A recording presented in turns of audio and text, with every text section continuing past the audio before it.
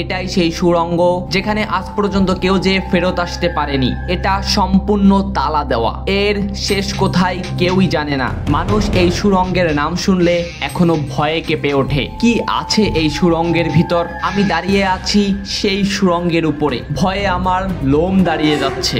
এগুলো কোনো বালু অথবা সিমেন্ট না, আমরা একটি নয় আরো সুড়ঙ্গ খুঁজে পেয়েছি যেগুলো আরো ভয়ঙ্কর। সুড়ঙ্গের ভিতর কি আছে তা অনুসন্ধানে গবেষকগণ সুড়ঙ্গের ভিতর দুটি কুকুর ছেড়ে দেয়। তারপর হ্যালো সবাইকে, গোপন ও ভয়ঙ্কর সুড়ঙ্গ আর অসমাপ্ত ইতিহাসের প্রতীক লালবাগ কেল্লায় আপনাকে স্বাগতম। এই দুর্গে প্রবেশের সাথে সাথে বৃষ্টি আমাদের স্বাগত জানালো। সামনে যেটা দেখতে পাচ্ছেন এটা হচ্ছে এই দুর্গের প্রধান তিনটি স্থাপনার একটি, যা আকর্ষণের মূল কেন্দ্র। এই দুর্গে একটি নয় বরং আমরা তিনটি সুড়ঙ্গের সন্ধান পেয়েছি। আমরা সব কয়টি সুড়ঙ্গে যাব এবং অনুসন্ধানের চেষ্টা করব ভিতরে আসলে কি আছে, কেন এই সুড়ঙ্গগুলো এতটা ভয়ঙ্কর। ঢাকা শহরের পশ্চিমে অবস্থিত এই লালবাগ কেল্লাটি মসজিদ, পরিবিবির মাজার, হাম্মামখানা ও পানিশূন্য জলাশয় সোজাসুজি অবস্থিত। জলাশয়ের ডান দিকে একটি, পরিবিবির মাজারের সামনে একটি এবং হাম্মামখানার ভিতরে আরেকটি সহ মোট তিনটি সুড়ঙ্গ খুঁজে পেয়েছি আমরা। এখন আমরা হাম্মামখানার ভিতরে প্রবেশ করতে যাচ্ছি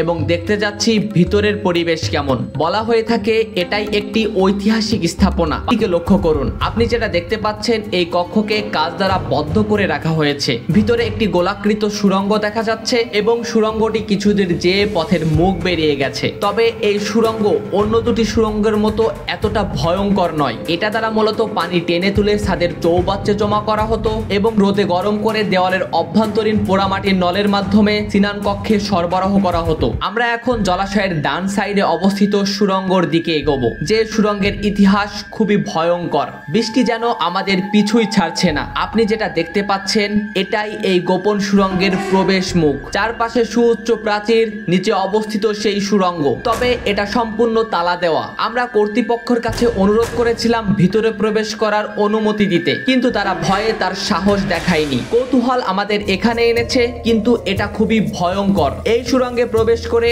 এখনো কেউ বেঁচে ফেরেনি। তবে আরো একটি সুড়ঙ্গ আছে যেটা এর থেকেও ভয়ঙ্কর, আমরা সেখানেও যাব। বাম সাইডে যে ফাঁকা জায়গা দেখতে পাচ্ছেন এখান থেকেই শুরু হয়েছে এই সুড়ঙ্গটি। কথিত আছে এই সুড়ঙ্গটি ব্যবহার করা হতো শত্রু থেকে বাঁচার জন্য। কেউ কেউ বলে এই সুড়ঙ্গটি শেষ হয়েছে বুড়িগঙ্গা নদীর তীরে। তবে অনেকে ধারণা করে এই সুড়ঙ্গ নাকি দিল্লি পর্যন্ত চলে গেছে। এগুলো শুধুমাত্র লোককথা, তবে আমরা সেগুলোর সাথে কোনোভাবেই একমত নই। সুড়ঙ্গ নিয়ে মানুষের মনে নানা কৌতূহল আর ধারণার কারণে কর্তৃপক্ষ মাটি দ্বারা সুড়ঙ্গর মুখ সম্পূর্ণ বন্ধ করে দিয়েছে এবং ভিতরে যেন কেউ প্রবেশ করতে না পারে সেজন্য তালা ঝুলিয়ে দেওয়া হয়েছে। সুড়ঙ্গটির ইতিহাস খুবই ভয়ঙ্কর, তাই এর থেকে দূরে থাকাই ভালো। আমরা এখন যাব কেল্লার তৃতীয় এবং ভয়ঙ্কর সুড়ঙ্গর কাছে। বৃষ্টি কোনোভাবেই থামছে না, দেখুন বৃষ্টির প্রভাব কতটা। এই সুড়ঙ্গে যেতে হলে আমাদের প্রথমে এই সিঁড়ি বেয়ে উপরে উঠতে হবে। এটা বিশাল একটি প্রাচীর যা কেল্লার সুরক্ষার জন্য তৈরি করা হয়েছিল। একটা বিষয় লক্ষ্য করলাম, এখানে কারো কাছে সুড়ঙ্গর বিষয়ে কিছু জিজ্ঞাসা করলে কেউ বলতে চাচ্ছে না। আসলে মানুষ এখনো এই সুড়ঙ্গ নিয়ে ভীতু সন্তুষ্ট। সুড়ঙ্গে পৌঁছাতে হলে প্রথমে আমাদের এই পথটি পাড়ি দিতে হবে। বৃষ্টিতে চারিদিকে শুনশান নীরবতা। সত্য কথা বলতে এই সুড়ঙ্গ নিয়ে মানুষের মনে আমরা এতটাই লোককথা শুনেছি যে সুড়ঙ্গের কাছাকাছি যেতে আমাদের গায়ের লোম দাঁড়িয়ে যাচ্ছে। তবে আমরা আপনাদের তা দেখানোর জন্য প্রতিজ্ঞাবদ্ধ।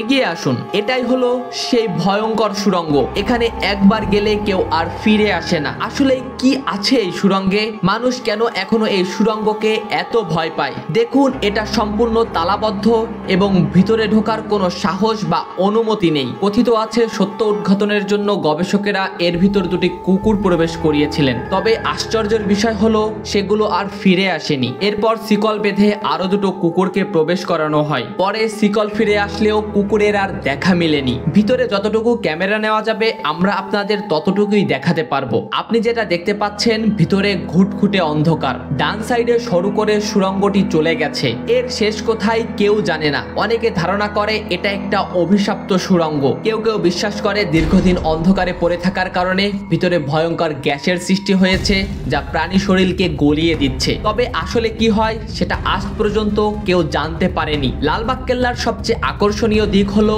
এর অসমাপ্ত রূপ। 1678 সালে মুঘল সুবেদার মোহাম্মদ আজম এই বিশাল প্রকল্প শুরু করে। পরিকল্পনা ছিল রাজপ্রাসাদ, সমাধি, মসজিদ, বাগান আর প্রতিরক্ষার জন্য টানেল। কিন্তু অদ্ভুত ব্যাপার হলো কাজ সম্পূর্ণ হওয়ার আগেই আজম খানকে অন্যত্র বদলি করে দেওয়া হয়। এরপর দায়িত্ব পান শায়েস্তা খাঁ, আর এখান থেকেই শুরু হয় কেল্লার ট্র্যাজেডি। কিন্তু তার ব্যক্তিগত জীবনে ঘটে এমন এক ঘটনা যা চিরতরে বন্ধ করে দেয় এই কেল্লার কাজ। শায়েস্তা খাঁর প্রিয় কন্যা পরিবিবি হঠাৎ করে মারা যান। কন্যার মৃত্যু এতটাই আঘাত করে শায়েস্তা খাঁকে যে তিনি এই কেল্লার কাজ চিরতরে বন্ধ করে দেন। কেল্লা থেকে তিনি সরে যান, আর লালবাগ কেল্লা থেকে যায় এক অসমাপ্ত স্বপ্নের প্রতীক হয়ে। ভিডিও ধারণের আগে আমরা স্থানীয় বাসিন্দাদের কাছে গিয়ে কেল্লার বর্ণনা শুনেছি, অনেক রিসার্চ করেছি, তথ্য সংগ্রহ করেছি। তবে এই ভিডিওতে দেওয়া সব তথ্য সঠিক নাও হতে পারে, যেহেতু মানুষের লোককথা আর ধারণার উপর বিশ্বাস করে তৈরি হয়েছে লালবাগ কেল্লার ইতিহাস।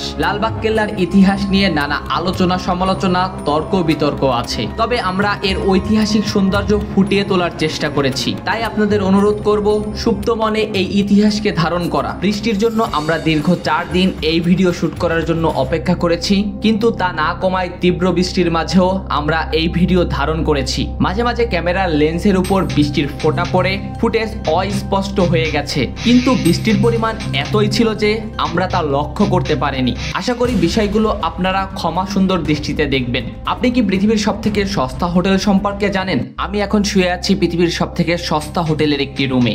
এখানে এভাবেই উঠতে হয়, যা খুবই ভয়ঙ্কর, যেটা বুড়িগঙ্গা নদীর তীরে অবস্থিত, অথবা ষাট গুম্বজ মসজিদের এমন সুড়ঙ্গ যেটা এখনো গোপন করে রাখা হয়েছে।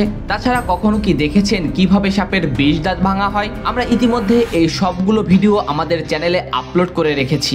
যদি ভালো লাগে ভিডিওগুলো দেখে আসতে পারেন। এত সময় সাথে থাকার জন্য ধন্যবাদ। নেক্সট ভিডিও আসছে খুব তাড়াতাড়ি।